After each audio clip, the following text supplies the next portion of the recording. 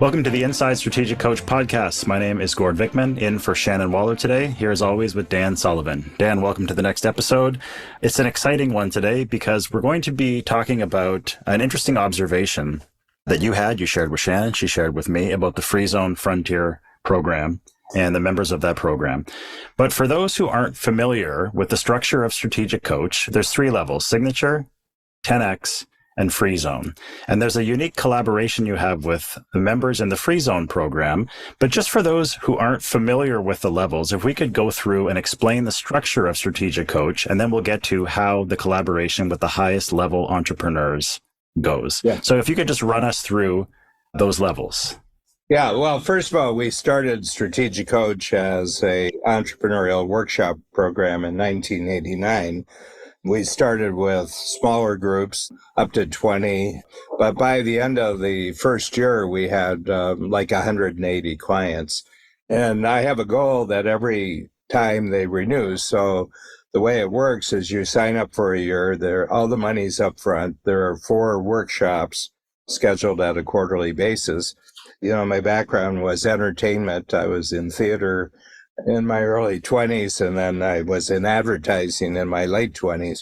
And the one thing I've discovered both about entertainment, there are some oldies but goodies that people want. They want Paul McCartney to sing Yesterday, but they'd like to get some new stuff too. So we have certain things which are forever tools. And I should explain a thinking tool. It's technically an algorithm. Okay. So I'll have to define what an algorithm is.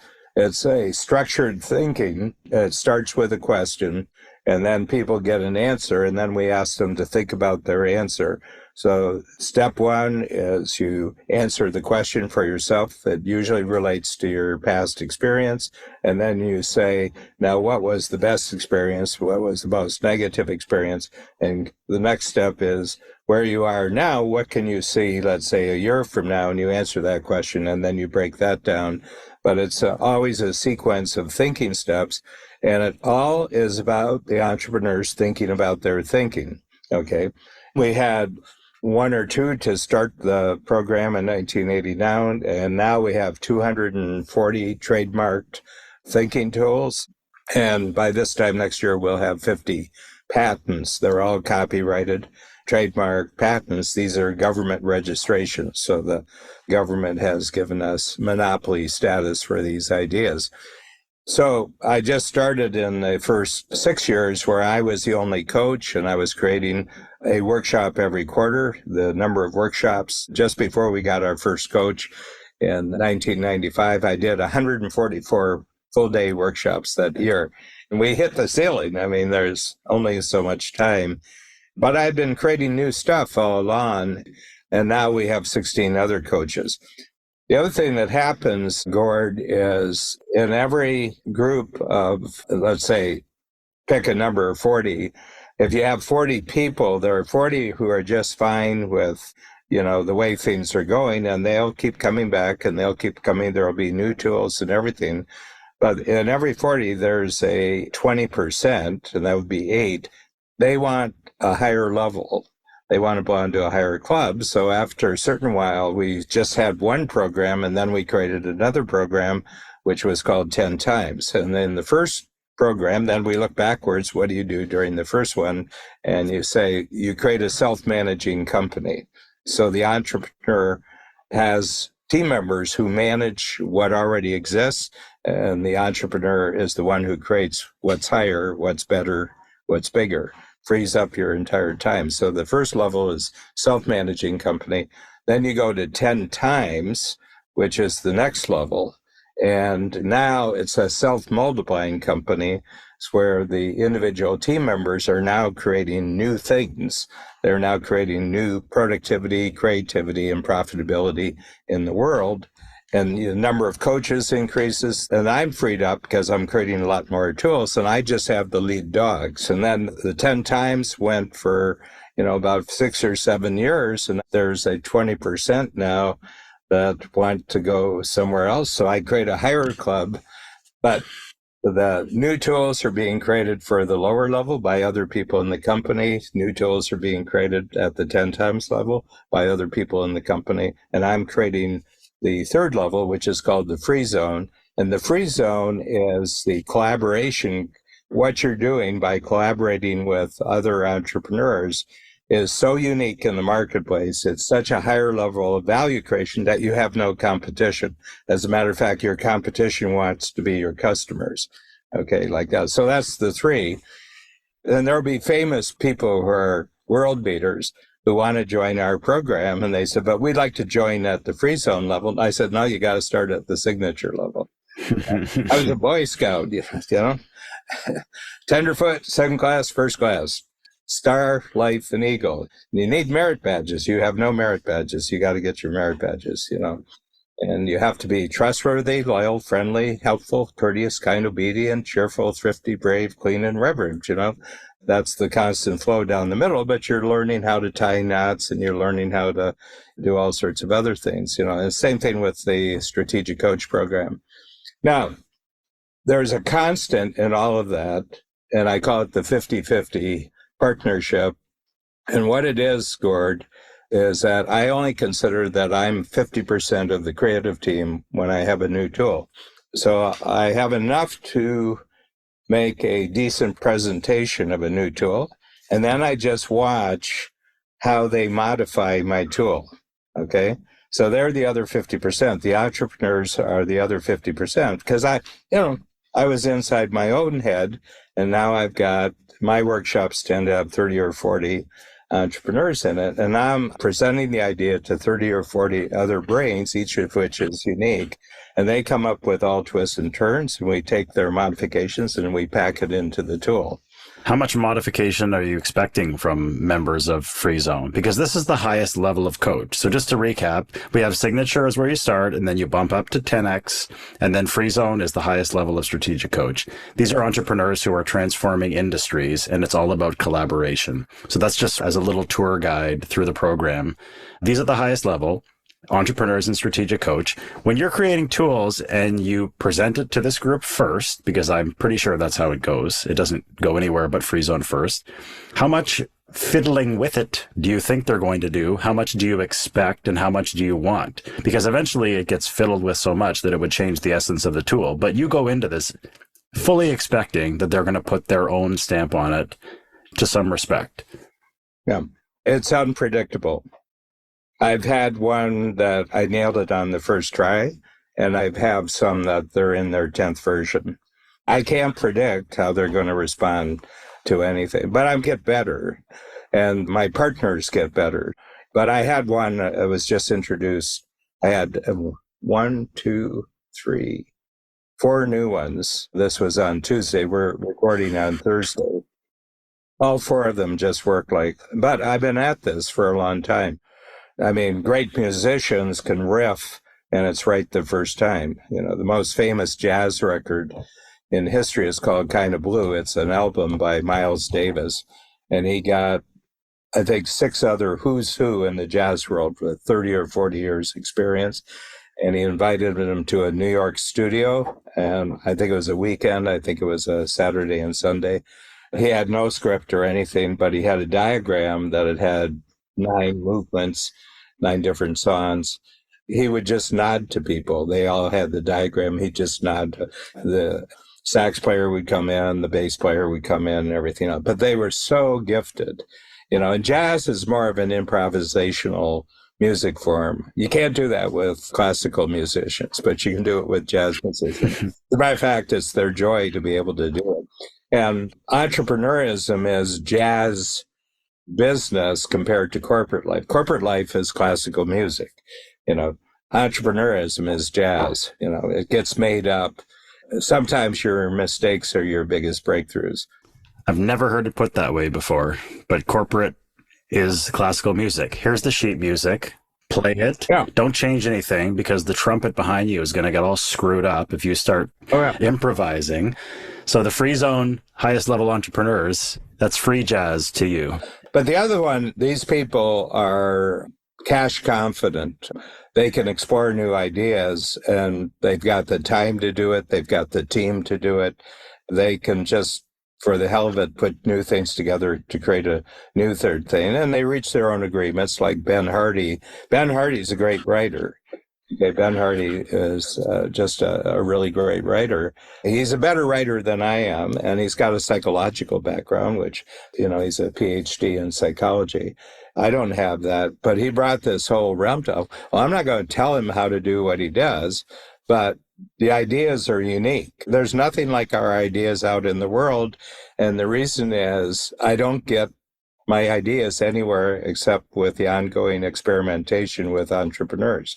And they're all outliers. I mean, Ben one time said, you got the most unique source of information in the world. He says, they're strange, they're weird, they're creative. He says, you can't even predict how they're going to respond to your newest idea. And I said, yeah, I like that. I'm weird. I'm strange. I feel at home. Somebody said, are there entrepreneurs you just don't click with? And I said, yeah, there's only one kind. And he says, because this is a wild bunch. People say, God, there's some wild people in this room. And I said, I never have trouble with the ones who can walk up the wall, across the ceiling, and down the other side. I said, I feed on that type of individual. I said, the ones I can't stand is that they've paid first-class fare. They're paying me, in the tens of thousands of dollars to be in the program. And they come and sit in the back of the room and they go like this. I don't think so. And then they talk to the person next to them. And they say, like that, and I got to wipe that out really fast. I'll say to them, I said, don't spend, because it's about 8 days of their time, if you think of the coming and going.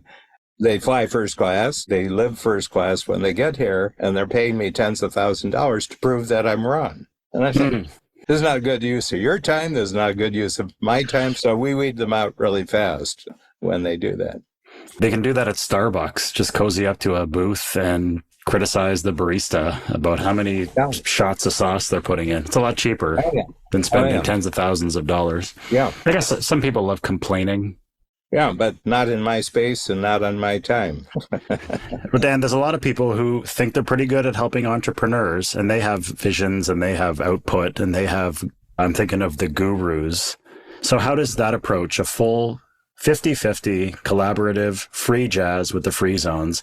How have you steered that to be different than what else is out there? And I know we don't pay much attention, if any, to the competition, but was that a conscious choice you made where you're saying, I never paid any attention to what anybody else was doing because they weren't playing this game. The other thing is I don't read business books. I don't read, I don't know what you would call the genre of book, but it's sort of the self-improvement books. I never read self-improvement books on entrepreneurism. I read geopolitics. I read history. I read about trends in society. I read about economic changes. I read about that when I'm reading, but that doesn't really play that much part in, what I do. What I'm responding to is a conversation that's going on, a constant dynamic moving conversation that's going on. The other thing is, I don't know because I've never been to any of the other coaches' workshops. They've got two problems. They can't create a teamwork system around them because they're a personality-based business. Okay, and you can't send a wannabe copy of the personality out and have them be a credible coach because people just want the personality. Ours is almost like a geometric system. It's a form of mathematics that the more thinking tools you have, the more you're a flexible entrepreneur, a creative, productive, regardless of changing circumstances. That's the only game I've ever been playing. I've been playing it since 1974, so it'll be 50 years. And I'm a good freeform jazz coordinator, but I create a structure. So that people can be creative around me. I'll tell you, the U.S. government and Canadian government and UK government will tell you that we're really different because we're in real patent stage now. And patents are the nuclear arms of intellectual property because they have an asset value. Copyrights don't really have an asset. They're a protection, but they don't really have an asset value. Trademarks have a value, but not until you sell the trademark. Mm-hmm. Okay. A patent has a built-in asset value like your home has. Once you have it, you have it. So when we started the process, and we have 50, and this year we'll have 50 of our thinking tools in for patents this year. But before we did this, our patent attorney, who's in our free zone program, Keegan Caldwell, amazing intellectual property lawyer. And he got his law degree without going to law school. He just figured out the test, and he took the test, and he became a lawyer. Anyway, he says, what you're doing is so unique. He says it's hard to get a handle on it. And he says, but what I did is I checked out all the other coaches in the world, the famous coaches, who are much more famous than I am because they want to be more famous. And he said, I've come to a startling discovery. None of them have any intellectual property. He says, yours is going to be the only intellectual property out there. And I said, that sounds like a free zone. Mm-hmm. And he asked me what my take on that was. And I said, not to point fingers or name names, but you can't register stolen property. Mm-mm. And they steal from each other. They borrow from each other. I don't steal from anybody. I don't borrow from anybody. People attempt to steal from us. And we send out 11 cease and desist letters. We have a very, very good IP component of Strategic Coach. And on average, we're sending out 11 cease and desist. And there's a 4-stage, and 90%, they say, oh, I'm sorry, I just stopped. And about 5%, they were doing it for some tight cash flow reason. They weren't going to do this permanently, but they needed to use our ideas to make some quick cash. And 5% is just their business. Stealing is their business model. And everything else. And those are the ones we save the big guns for. Mm-hmm. Imitation is the sincerest form of flattery until imitation becomes copyright infringement. Yeah, and IP, copyrights, trademarks, and patents are backed up by major governments. And so if you go into a fight with me, I'm just saying you have your lawyer on your side and I have the U.S. government on my side. It's a lot of firepower. Yeah, and the American patents are the world, except for certain places that we won't name here. But they don't get to play in the game if they don't respect patent law. But the big thing about it is that we've established this free-form jazz thing over, even when I was a one-on-one coach, I was still doing it. But we're good at the game, we're at the top of our game, and the top is getting higher. Dan, what's the future of the Free Zone program? So I'm 79. And so my goal for when I'm 100, and by the way, I was looking back, I've created and produced more since I was 70 than I did before I was 70. Okay, so my goal is from 80 to 90, I will create more and produce it. Now, I'm telling you, vast teamwork networks here, vast collaboration networks that I have here. So I've got, when I say I will create, I'm talking my part of the creation and my part of the productivity, but my part of the company will create more and produce more from ages 80 to 90 for me than I create before 80. And then 90 to 100, it'll be the same thing. I'll create more and produce more from 90 to 100 than I have created before age 90. That's a good model. And that's a thinking tool in Strategic Coach, and that'll be a patent. Created in the moment. Yeah. But Gord, you have the extensive experience in the broadcast world of radio. You were backstage, you were front stage in the radio world. And you know the difference between people who they have to be totally scripted, nothing can change, that they haven't structured beforehand, and other people can just do it off the top. Which ones are the most popular? The people who are not scripted. I hear a little radio slang. So radio DJs, in the industry, they call them jocks. Why? I don't know. And a liner is something that you get printed off and handed to you, that for people who do different day parts, they have to read. And it's sponsorship messages, it's weather, it's things that are going on around the station. So the worst thing, sacrilege, that you want to be called in terrestrial radio is a liner jock, which means someone who just reads off the liners, nothing original, da-da-da-da-da. Oh, how's this guy? Oh, just a liner jock. Oh, and then the air just gets sucked out of the room. You do not want to be a liner jock. Very pleased to say that I was never a liner jock, and no one on any show that I was involved in was. But if you really want to get under the skin of a radio DJ, call them a liner jock. Yeah. They won't like it very much.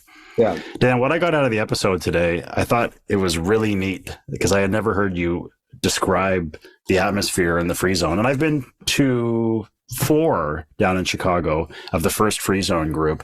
And to describe it as free jazz, where I can just picture all the members just, jamming in the room. And you could sort of step back if you wanted to, because that instrument could just take a water break, take a bio break, take a bathroom break, and then, pop back in wherever the riff fits you.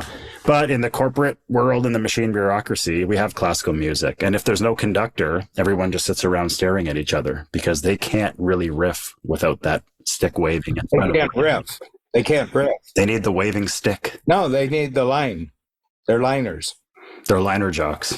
Yeah, and I have a great favorite actor all my life, and it was Richard Burton, who was famous, of course, for his off and on relationship with Elizabeth Taylor. But I was heading towards theater in my early 20s, and he was starring on Broadway, and it was either Camelot, the musical, or it was Hamlet, which was Shakespeare play that he did. And he was the first actor who ever got $1 million contract for just a run of, I think it was Hamlet. Phenomenal voice, just one of the most amazing voices.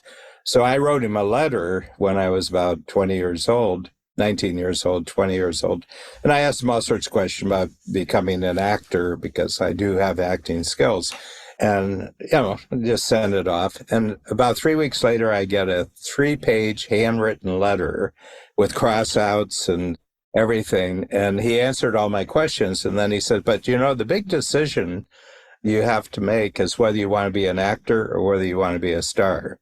And he says, because if you want to be an actor, go to the finest acting school that you can and do, proceed through the grades and master all the skills of acting. And then they'll probably put you in touch with acting companies where you can, first of all, just be an extra. And then gradually you learn how to get there. And then gradually you start getting into starting roles. And he said, or you can find the smallest church group or local community group that has a theater company and immediately be the star. Okay. And then when you outgrow that, go from city to county or county to state, he just says a progression, but always be the star. He says, never be an extra, always be the star. And his last line, it's like the punchline. He says, by the way, I never wanted to be an actor. Hi-oh. And he was a star. Great star. Phenomenal voice, just a phenomenal voice. Anyway, so if I was in acting now, I'd be unemployed 90% of the time, and I'd twist myself out of shape to get a role and everything else. But when I think about Strategic Coach, I have my own theater. It's all our plays. I'm the producer, I'm the director, I'm an actor, major actor. And so my early theater instincts were serious instincts, but not in the form that conventionally other people would pursue. I had to create my own theater with my own plays. But in order to do that, we've got to have an improv company where the other members are making up. And I do that with our team. Anything our team comes up with, so good, that's good. Let's go. It's all free-form jazz. And everyone, even expecting to be in the audience, might get pulled in, and who knows, you might be the star of the show in that instance. Any final thoughts today, Dan?